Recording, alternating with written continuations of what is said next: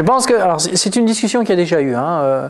Il y a déjà eu des discussions en France avec des conférences publiques, des choses comme ça, sur le fait que il y avait un problème de formation des journalistes sur certains sujets, comme par exemple les questions scientifiques, comme par exemple les questions économiques. Donc il n'y a pas que l'économie.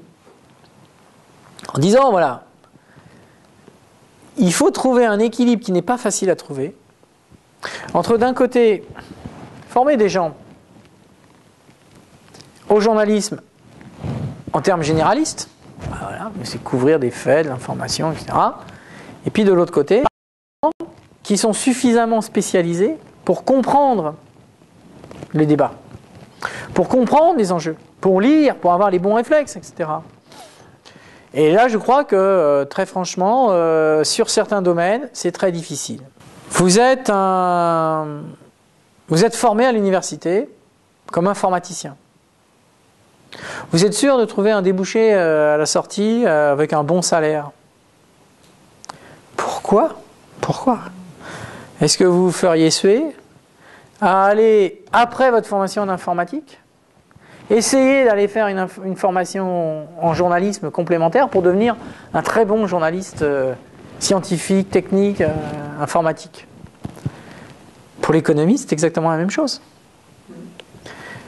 Si vous avez un bon master, un MBA, machin, etc., qui en plus peut-être dans un certain nombre de cas vous a coûté cher, parce qu'en plus c'est semi-privé, enfin tout ce qu'on veut, parce que les formations en économie, ils n'ont pas oublié de faire le business pour eux-mêmes. Hein.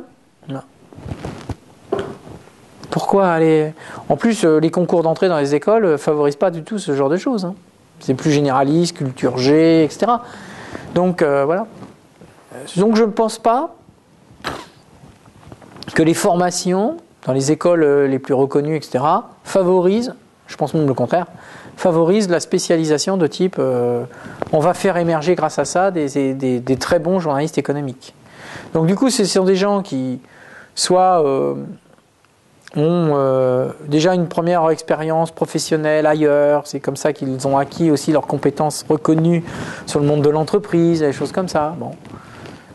Soit c'est des gens voilà, qui peuvent exister, qui sont économistes de formation et puis qui après se forment sur le tas, hein, et qui souvent viennent là, quand c'est pas une presse militante de type alternative économique ou ce genre de choses, viennent là plutôt avec une mentalité de défense de l'économie libérale. L'économie de marché.